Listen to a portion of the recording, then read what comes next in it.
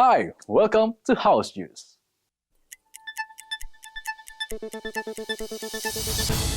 BKSAP of the House emphasized strategic synergy with the Ministry of Foreign Affairs to address global geopolitical dynamics.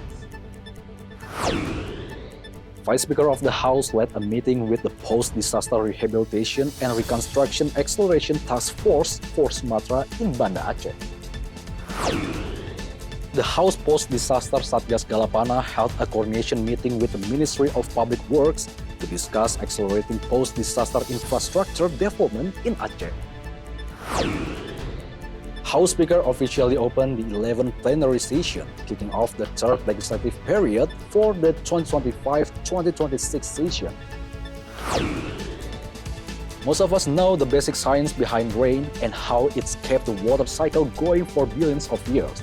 But how many rain facts do you actually know? The Committee for Inter-Parliamentary Cooperation of the House reaffirmed its commitment to upholding independence and human rights, including international forums. After a meeting with an expert staff of the Ministry of Foreign Affairs for Interinstitutional Relations, Chairperson of BKSAP of the House Syahrul Aidi Ma'azat highlighted Indonesia's parliamentary diplomacy is carried out based on the 1945 Constitution and the principles set by the Founding Fathers, including a firm rejection of all forms of colonialism and a commitment to protecting human rights. Syahrul added Indonesia's position as President of the UN's Human Rights Council is an opportunity to elevate human rights issues at the global level. Ya, kita konsisten ya bahwasanya tentu acuan yang digunakan oleh BKSAP adalah Undang-Undang Dasar kita dan sikap-sikap para founding father dan presiden-presiden kita tentang bagaimana kita menjunjung tinggi kemerdekaan, menolak penjajahan dan mengangkat menjunjung hak asasi manusia. Dan alhamdulillah kita ini sekarang sedang menjadi presidensial hak asasi manusia di PBB. Nah, ini momentum bagi Indonesia untuk membawa moral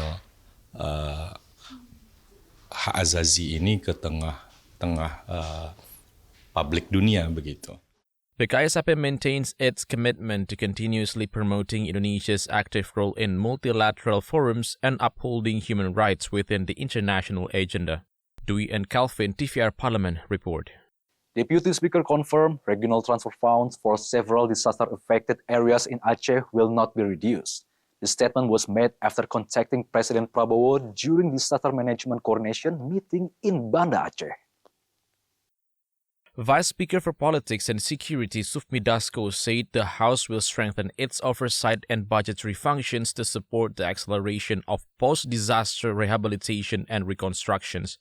He added the results of the meeting with the Acceleration Task Force will be submitted to the government as a reference for implementing recovery policies in affected areas. In addition to overseeing programs, the House Task Force also prioritized the provision of fiscal support for affected regions.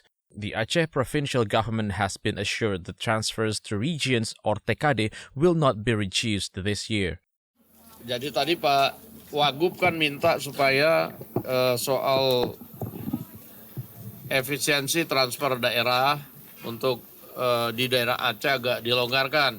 Nah, sehingga tadi Menteri Keuangan minta tolong supaya bisa diambil satu diskresi. Saya tadi cuma menyambungkan. Meanwhile, the Minister of Finance stated the central government guarantees that TKD funding for Aceh and Sumatra region will be maintained despite the implementation of national efficiency policies. This fiscal certainty enables affected regions to sustain development programs and implement post-disaster recovery without financial disruptions. The House will continue coordination and monitoring until the recovery process in Aceh and Sumatra runs optimally. Kita telepon beliau dan beliau bertanya ke saya tadi, itu apa? Ya, saya bilang tadi ada transfer ke daerah yang dipotong untuk daerah, bukan Aceh aja, semua daerah. Dan kalau bisa kita kurangi kan bagus Pak, Aceh bisa ada dana tambahan untuk menjalankan program pembangunannya gitu. Dia bilang saya setuju, beliau bilang saya setuju. From Aceh, Zikri, TVR Parlemen, report. The House highlights 4 main priorities for immediate post-disaster recovery to prevent long-term impacts and reduce the risk of secondary disasters. Many residents in Aceh and Sumatra are still struggling to rebuild their lives as local conditions have not returned to normal.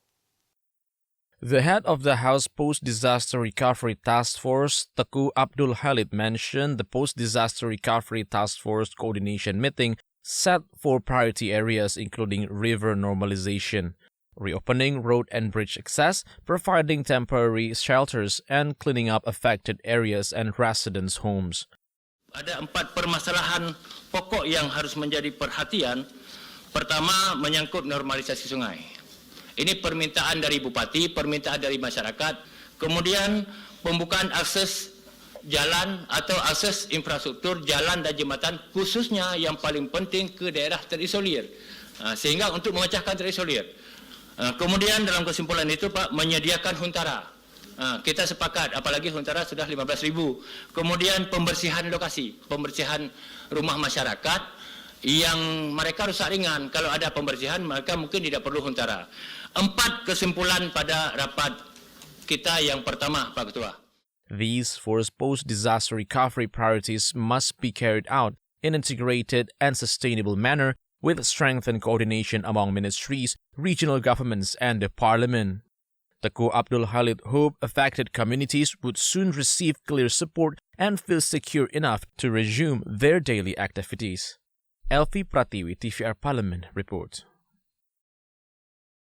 After the break, we bring you more updates from plenary session of the House. Stay tuned to House News.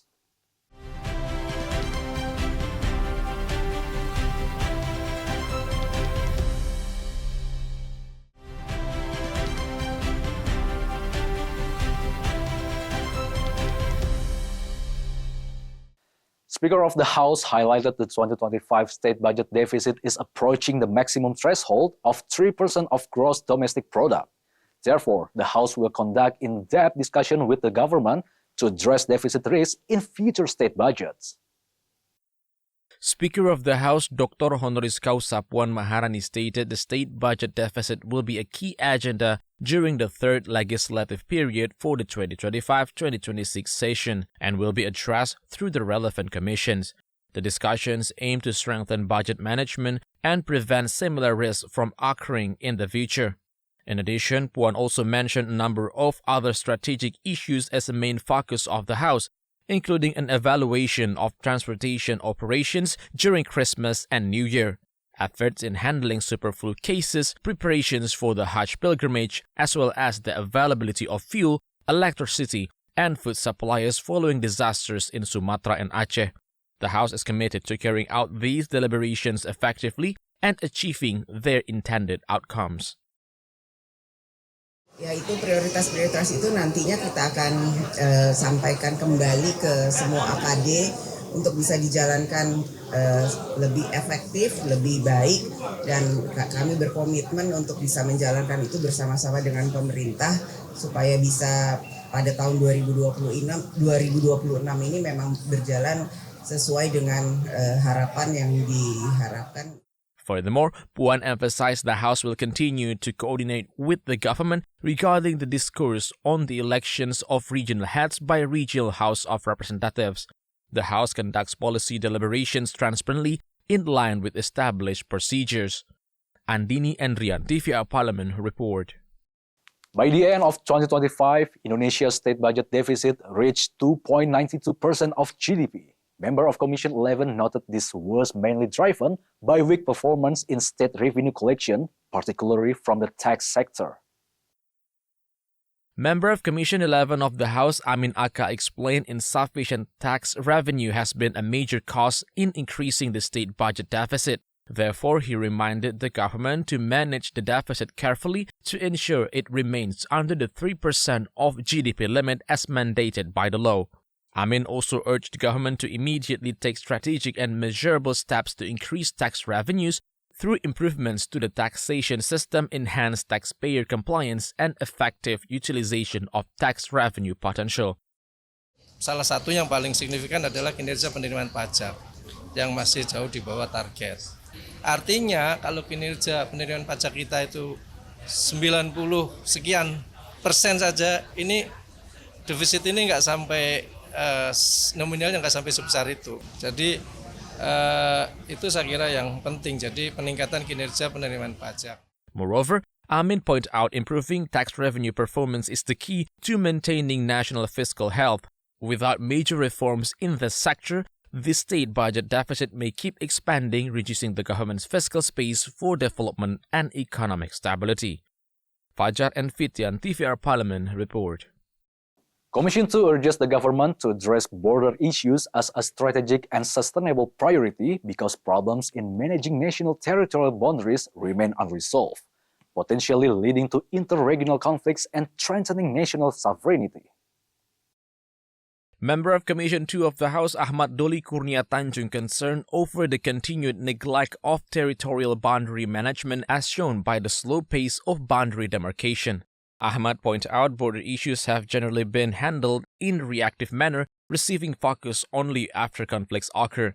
He highlighted examples such as the four-island dispute between Aceh and North Sumatra, along with violations of international borders.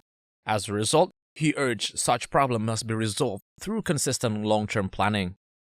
Ahmad Doli also explained these conditions demand a clear political commitment, including clear boundary delineation, stronger cross-border posts, and a welfare-oriented approach for communities along the borders. Urusan batas-batas ini belum menjadi concern, perhatian, dan prioritas negara.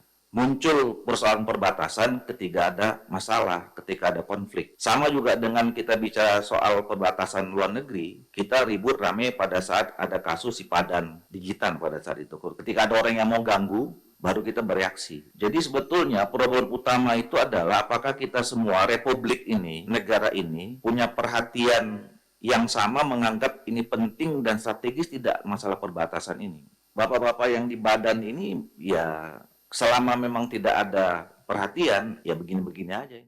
Furthermore, Ahmad Doli encouraged border issues to be elevated as a fundamental concern as they are directly related to defense, security, and territorial integrity. Thus, their handling should be supported by appropriate regulations, integrated planning, and adequate budgetary support. Tegar Aziz, TVR Parlemen report. When we return, we will present you more interesting information only on House News.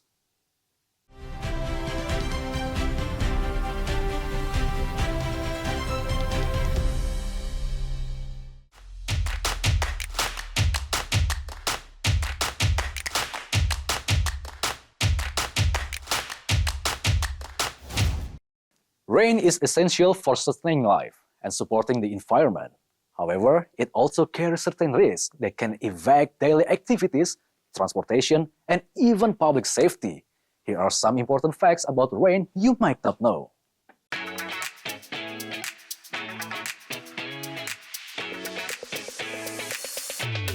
Rain often creates a calming atmosphere and makes many people feel more relaxed.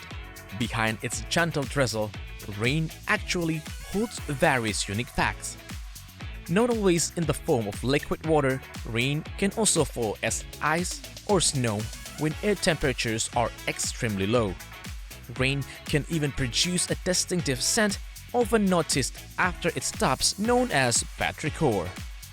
This aroma arises from natural reactions between soil, plants, and rainwater. Under certain conditions, rain falling together with sunlight can also create the beauty of a rainbow in the sky. Rain is also an essential part of the water cycle, maintaining the balance of nature. Rainwater carries natural nutrients such as nitrogen and minerals, helping plants grow lush and healthy. Interestingly, there are also rare phenomena such as fish rain or frog rain, occur when strong winds lift small animals from water and later drop them back down along with the rain.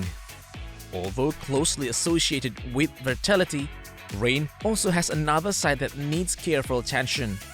In certain areas, rain can be colored due to a mixture of dust or air pollution and can even potentially become acid rain.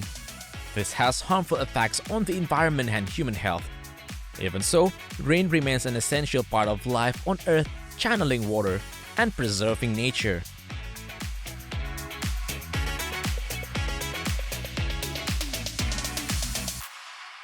A rainy season brings cooler weather, a refreshing change to the environment, and also reduce air pollution.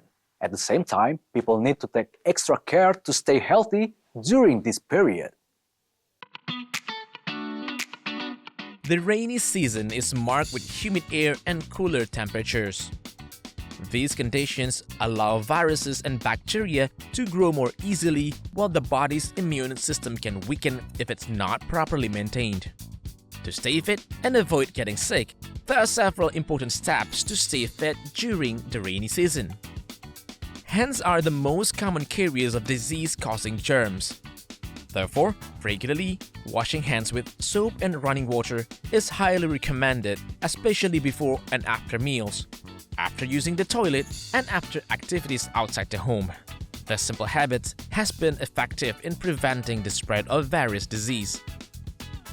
Consuming a balanced diet helps the body's nutrient needs. Sufficient intake of protein, vegetables, and fruits rich in vitamin C can keep the immune system functioning optimally. In addition, meeting daily fluid needs of around 2 liters helps the body flush out toxins and maintain proper organ function. Standing water that often appears during the rainy season can become breeding grounds for disease-carrying out mosquitoes such as dengue fever. Therefore, cleaning the environment, draining and covering water containers, and properly managing unused items are important measures. On the other hand, engaging in regular light exercise improves blood circulation, boosts immune system performance. Getting enough sleep, about 7 to 9 hours per day, helps the body restore energy and strengthen the immune system. In addition, vitamin D can maintain immunity, especially when exposure to sunlight is reduced. By consistently applying these healthy habits, the body will remain fit, ready to face the challenges of the rainy season.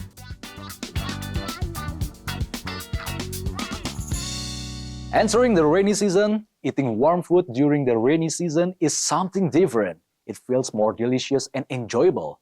Here are some recommended foods and drinks that are more delicious to eat during the rainy season. The rainy season feels perfect when accompanied by warm dishes. From hearty soups to traditional beverages, Indonesian cuisines offers many choices that are ideal to enjoy while raindrops fall.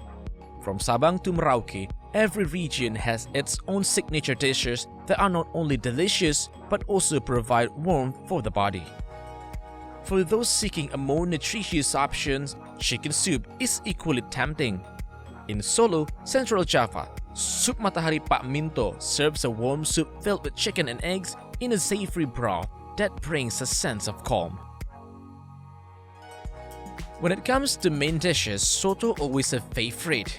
Soto comes in many variations, each with its own regional characteristics. In Jakarta, Soto Betawi Haji Ma'ruf is known as a legendary spot with its rich, savory coconut milk broth full of spices. Meanwhile, is Java Soto Lamongan Cakar, famous for its generous topping of koya. Served hot, a bowl of soto often becomes a comforting savior in the chilly air of the rainy season. Not only food, warm ginger-based drinks are also popular choice during rainy weather. In Bandung, West Java, bandrek Hanjuang is often crowded with visitors eager to enjoy hot bandrek with its strong spicy aroma. Meanwhile, in Yogyakarta, warm sekoteng is easy to find around Malioboro and its surroundings complete with mung beans and bread. These various dishes prove that the rainy season always has a way of bringing warmth through Indonesia's distinctive culinary traditions. And let's wrap up our house news for today. See ya!